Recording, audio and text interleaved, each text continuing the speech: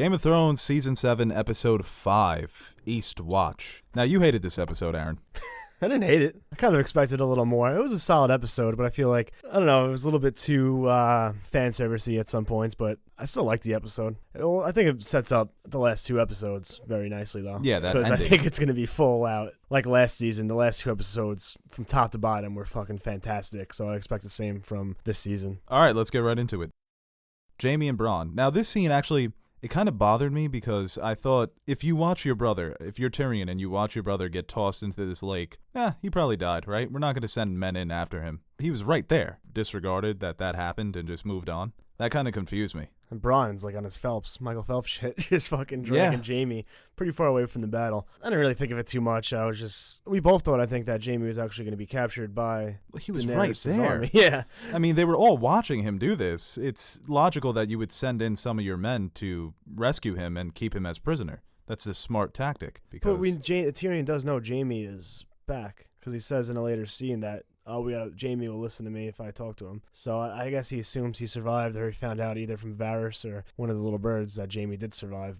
Jaime was visibly shook in this scene. He tells Bronn, that was just one dragon. She's got two of them. She's got two dragons in the dugout waiting to come out and pinch hit. This is insane. He says, yeah, that's the day that me and you are fucked, Bronn. And Bronn's like, well I'm out of here when those dragons come to King's Landing, brother. It's like, Tyrion's like my boy, though. He was just gone for a little, so I had to find some new friends. When one shit goes down, I'm going back to Tyrion. Me and Tyrion, we're the duo, okay? We're just the spin-off. Yeah. I feel like Bronn's gonna be in like Brick and Anchorman. Brick, why are you on their side? He's just gonna be standing next to Daenerys. I've been here the whole time. Next to the Night's King, next episode.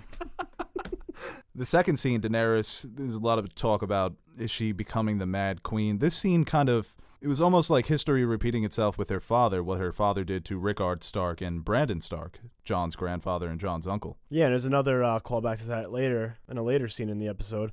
What did you think about Randall's decision not to bend the knee? If I'm in that position, I'm not bending the knee, I'm bending over. I'm like, you could do anything, Daenerys. I don't give a fuck. You have dragons? It's respectable. I mean, a lot of the culture in Westeros is you want to be an honorable person. The Tarleys have always been, although harsh, but still like they would stick to their guns. Right, they definitely stick to their guns while supporting House Tyrell. I mean, but you still support the crown, I guess. I guess he's already like, all right, I already kind of forsaken my vows by keeping one of my other vows. You're kind of in a pickle there, but I see where he's coming from. And for Daenerys, I guess, well, for Dickon, I guess, too, like, you're not going to let your father go out and get killed while you just sit there and do nothing. Dickon did not bend the knee. He stayed erect. I respect that more from Dickon. I think Daenerys should have let him live. It's a little cruel, but it's war. You gotta bend the knee. Bend the knee and just join the Dragon Queen, man. That's an easy decision. Well, Jon didn't bend the knee. Yeah, what was that whole theory that you had? In a cave, off screen, that he bent the knee? No, I don't know. No, yeah. Listen, people are gonna point to this and say, there's Daenerys, the Mad Queen, doing Mad Queen things. Aegon Targaryen literally did the same thing to the family that controlled the Reach when he destroyed House Gardner and made House Tyrell the major house in the Reach. So it's a little bit of history repeating itself. And when Jaime returns to King's Landing, he tells Cersei, listen, fam, this is over. We can't forget about the dragons. We can't beat the Dothraki. There's no army that we can hire that can defeat the Dothraki in battle. This is over. What are we even doing here? Yeah, I mean, Cersei, but she makes a great point too. Like, what else do we have to do? Like, we can't give up. We're gonna die either way. So what'd she say? Sue for peace? Yeah, can we just go back to Casterly Rock? Yeah, there's really nothing she can do. And then Jaime tells her that Olenna was the one who killed Joffrey. I don't think she even cares. She probably still knew, too. Well, I don't think she ever believed. She lied to herself, to another reason to hate Tyrion. Yeah, and another thing, like, Cersei's so over that by now. It could have been anyone that did it. She's like, all right, whatever, that happened in the past. I'm the queen now. It doesn't matter. And I think Jaime's starting to get a little like, Cersei, like, you're getting a little crazy now. You got to be reasonable at some point. And I do think they're going to head towards the books where Jaime has this hatred towards Cersei, like we see in book 4 and 5. So I'm still waiting for that to play out, because I don't think that has to happen sooner or later. It's not this blind love that Jaime has for Cersei. I think that some hatred has to come at some point. Right here, I thought, oh, Drogon is trading in one dragon rider for another one. This was an awesome shot. The CGI looks great. It always amazes me how this show looks like a movie, but it's on TV. It just shows how far we've come. Both the best shots of this episode were of Drogon before, when sentences Tarly to death. Him up on that little hill was a fantastic shot. And this one as well, when he approaches Jon. Now, do you think Drogon, they say dragons are almost as smart as humans. Do you think he's sensing the Targaryen blood? Yeah, I think so. I mean, there's theories that dragons can recognize Targaryens and people who have the blood from old Valyria. I think I say this a lot about Game of Thrones. It's like, it's not so obvious, but when we do finally figure it out and it's told to the audience, when you're rewatching the show and see that moment, you'll be like, oh, okay, maybe Drogon sensed it as well. Yeah. The dragons are the biggest example in the show of magic, and like you said, the magic is very subtle. I love the line that Daenerys said when she looked at Jon. She said, "They're beautiful, aren't they?" Jon's like, not really the word I would choose, and Daenerys got so tight. She needs to chill out with the whole, oh, they're my children. That's kind of weird. And someone like shows pictures of their children, and it's like a very ugly baby, and they're trying to be nice. Like, yeah, it's. And then she brings up again the whole, Davos said that you took a knife in the heart for your people, and Jon's like, that Davos, he's with his grammar and his crazy, wacky stories. he's crazy. I think even when you go back to last episode with the Sansa and Arya reunion, when she says, Jon was so happy to see me, when he sees you, his heart's going to stop. Now, again, they bring up the fact that Jon did die. He did take a knife to the heart. I feel like something's going to happen to him again this season, that he could bite the bullet, that he could die again. If he does die again, then it has to be for the greater good, and it has to be for good. Like, it has to be definite Jon's a permanent dead. death. Yeah.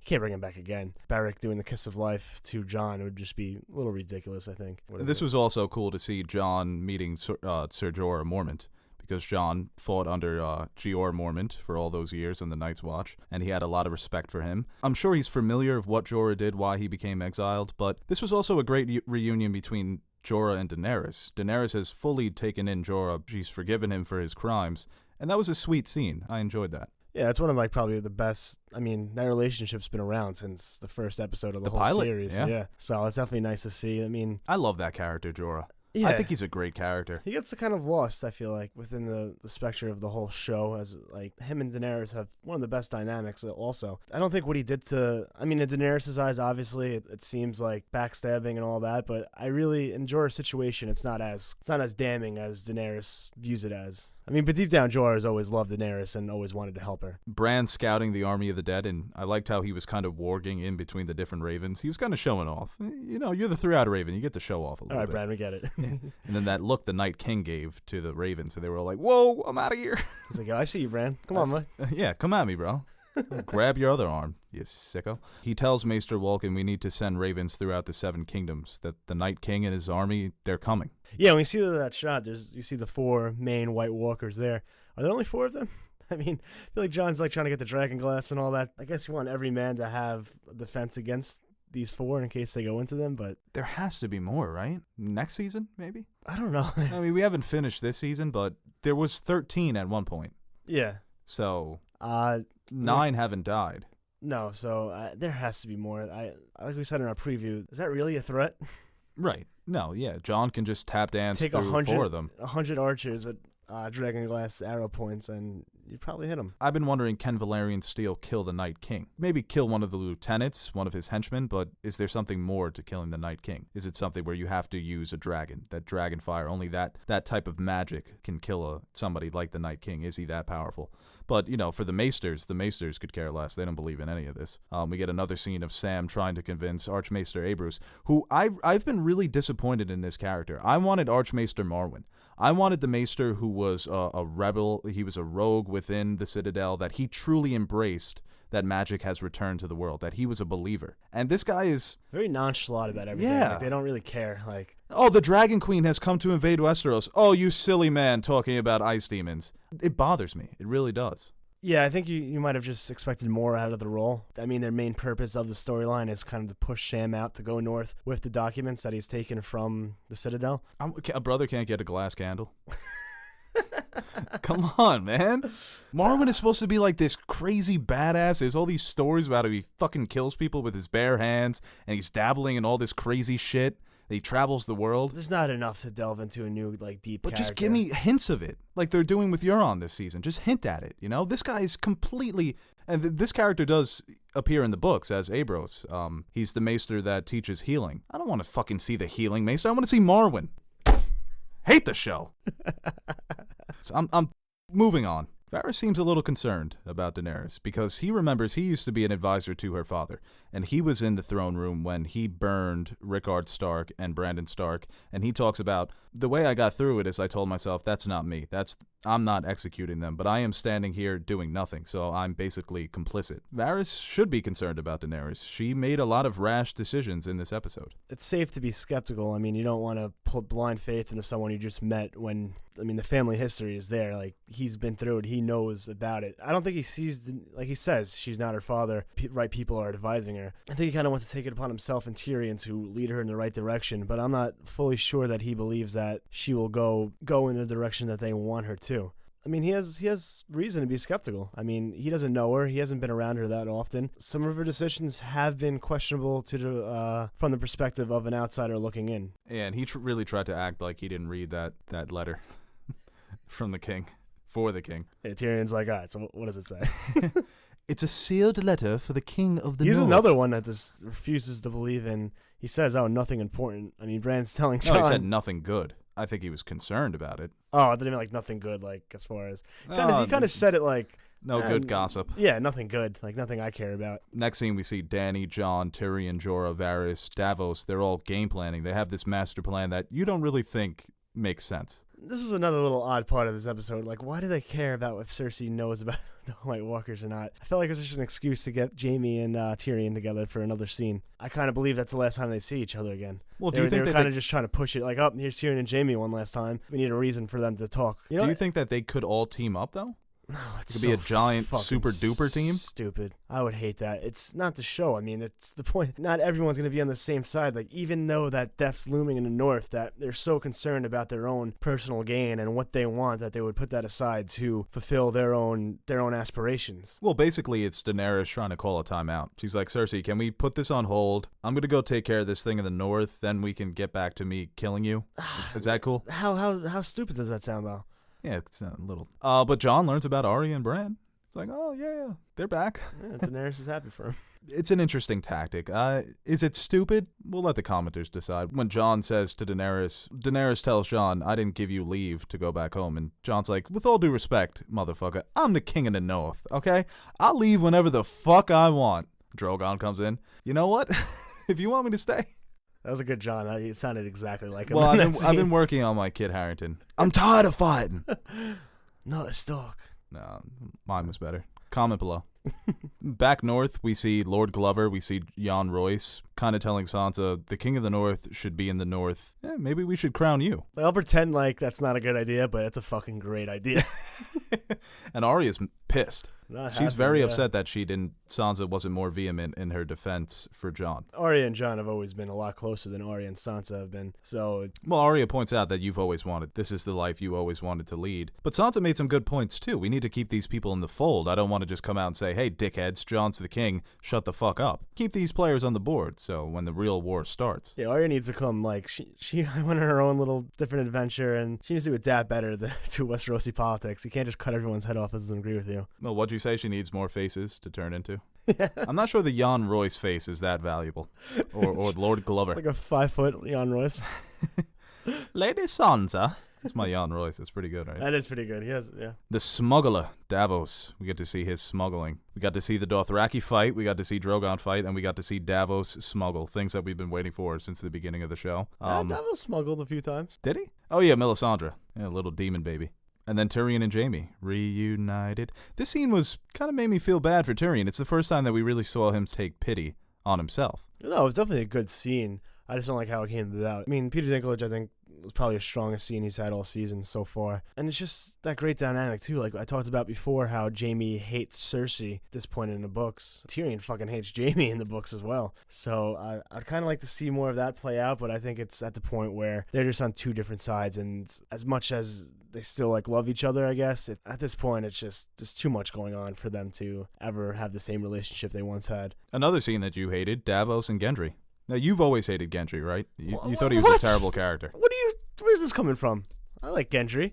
Yeah, but you hated this scene. I didn't hate the scene. I just want to see where it goes with Gendry. If you're just bringing him back to go north of the wall and just have another, oh, look, hey, here's Gendry back, then it's kind of pointless unless he gets legitimized or something like that. Then it makes sense. I just said I want to wait and see. I just feel like it was kind of weird. Like, it's just kind of odd. Like, oh. Well, I like how Davos... While we're here, let me just go find Gendry and have him come back. Yeah, he was looking around. He said, I like how he kind of, little meta reference. I thought you would still be rowing, because that's been the joke for the last 4 years, that Gendry is still out there rowing. But I thought it was awesome when he brought out the Warhammer. I don't really fight with a sword. I use a hammer. I was like, oh my God. See, that's a nice fan service moment for people who read the books, who are familiar with the lore, that have read into Robert's Rebellion. The way that Robert used to fight was with his Warhammer. To the casual fan, they're going to say, oh, cool. To us, it's like, oh my God. I'm not saying I dislike it. I'm just saying like everything's kind of like sped up where like everyone's coming back together and meeting other characters out of nowhere all of a sudden. I don't dislike it, but I just want to see where it goes before I make a judgment off of it. I just want to see where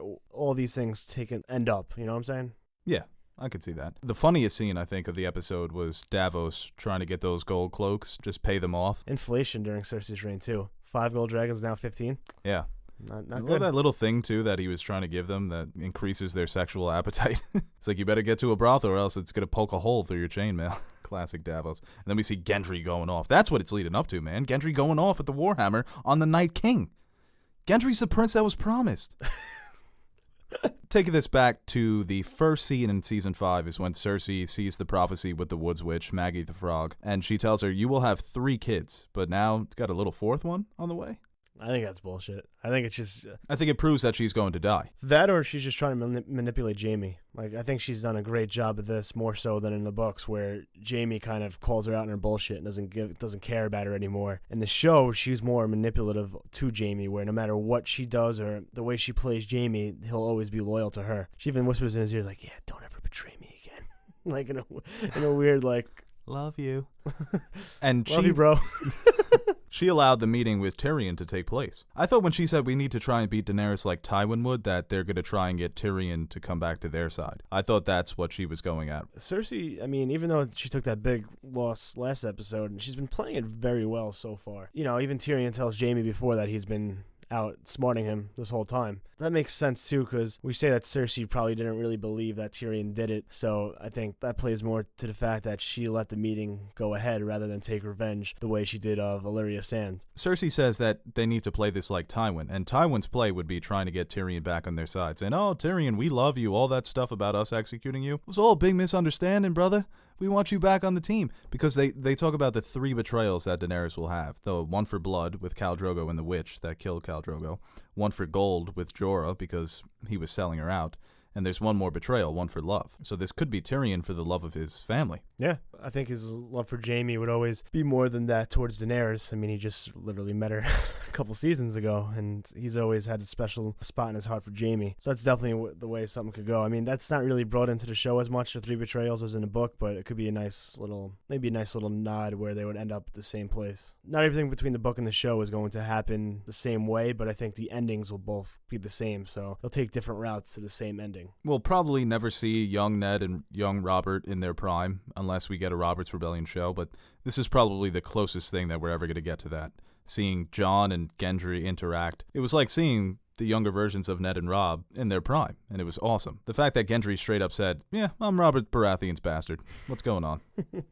Yeah, again, it's another like cool little moment, like Robert's bastard, Ned's bastard. But I really don't see where Gendry plays into any of this. If he gets legitimized as a Baratheon, but what does that do for anyone besides, oh look, hey, Gendry, he's a Baratheon? I don't think they're going to legitimize Gendry as a Baratheon. I think he's just going north to fight with them. You know, it's cool. Gendry's a good character, I guess, but it's just a little thrown in there for me. This is another scene that you had a problem with. Sam and Gilly. I didn't have a problem with it. I just thought if Gilly... Boy, I wish we can record what you say before we record.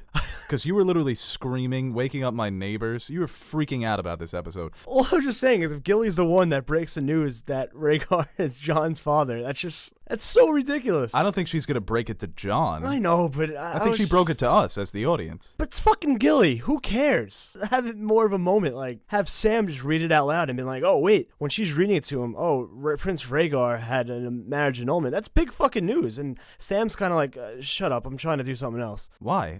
Prince Rhaegar got a divorce. Someone who loves history and prides himself off knowledge just finds out that I think he's concerned with Prince Rhaegar of the Targaryen dynasty, the last prince, had his marriage annulled during this whole huge war, which basically that whole fact is what started the Robert's Rebellion. Gilly, I'm reading about the impending apocalypse. Wait, a royal prince got divorced? Why would Sam care about that? In that situation, maybe if it was, maybe that's not his focus right now. That's not anybody's focus in the show. Stop trying to make Gilly relevant, D&D.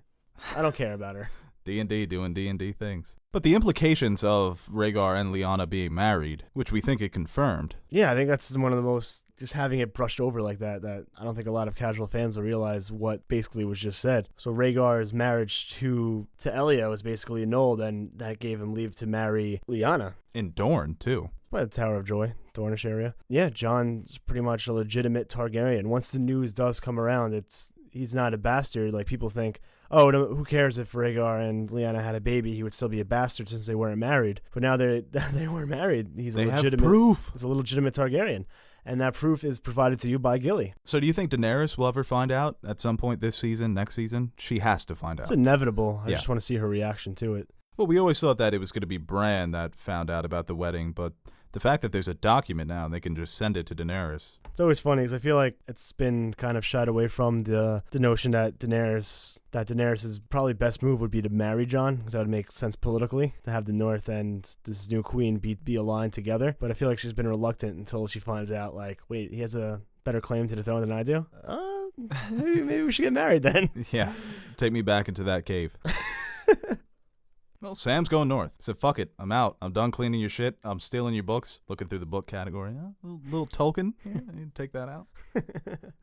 Harry Potter? Nah, I don't like that. World of Ice and Fire? Oh, that might be useful. A little cat and mouse game between Arya and Littlefinger. I love Littlefinger. Why? He's a scumbag. So sneaky. He's a Mary Sue in the book. It's obvious that Littlefinger's trying to, no matter what situation he's in, he's trying to always get the upper hand and control. He was talking to Glover and Jon Royce.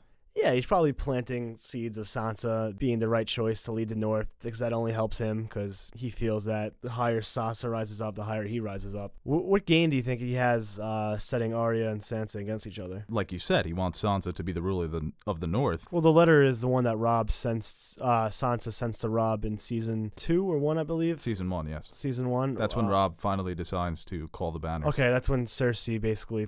All of them? Call the banners. All of them, my lord. They've all sworn to defend my father, have they not? They have. Lewin, you crazy cat. I miss Lewin. Can we just... Maester Lewin, what a great character, right? Yeah, we never really talked about him, ever. I fucking love that guy. All right, continue. It's the letter Cersei makes Sansa send to Robb in order to have him bend a knee after they arrest Ned. Littlefinger might be a faceless man. Who knows? So what do you... Come on, wait for our next video. Wow, holy shit.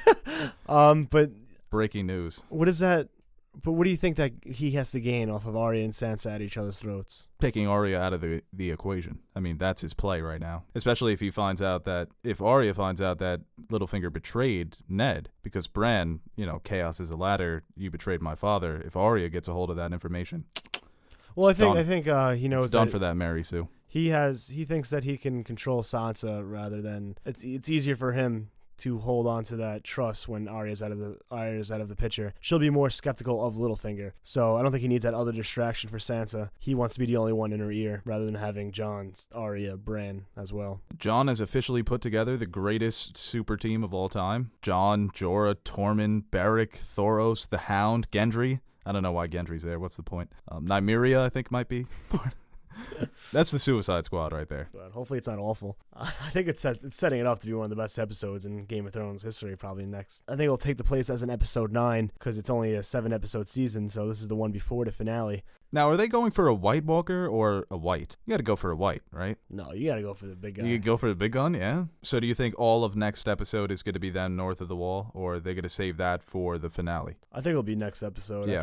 Like I said, I think it's going to be like last season where the last 2 episodes are just absolutely crazy from start to finish, where there's just no time to think. It's just event after event after event that moves along the story. And it was cool to see them, Tormund, saying, oh, Jorah Mormont? Your father was Jeor Mormont? I fucking hate you. You were hunting down my people. Well, everyone hates each other at this point. Like, Gendry seeing the Brotherhood. At one point, people, like, the board is so shuffled that at one point everyone's had a problem with someone else in the past. So when it's just so strange seeing these characters all together on one team. So this episode, I think it was the worst episode of the season. That doesn't mean I don't think it was good, but I think it was the weakest episode. They've all been good. It's been a very good season, but It sets up the next episode. That's pretty much what its purpose was. Reshuffle the deck after last episode and now push forward the last two. out of 10, I'll give it an 8. I'm going to surprise you here. I think it's a 7 out of 10. It's a good episode. My score out of 10, a 7 is usually, it's good. Yeah, I mean, the Game It of wasn't Thrones. bad, it wasn't great. It The was Game good. of Thrones scale is very, like a 7 out of Game of Thrones. We're taking it in consideration the series as a whole. Pretty good. Not great. Pretty good. So Ballers.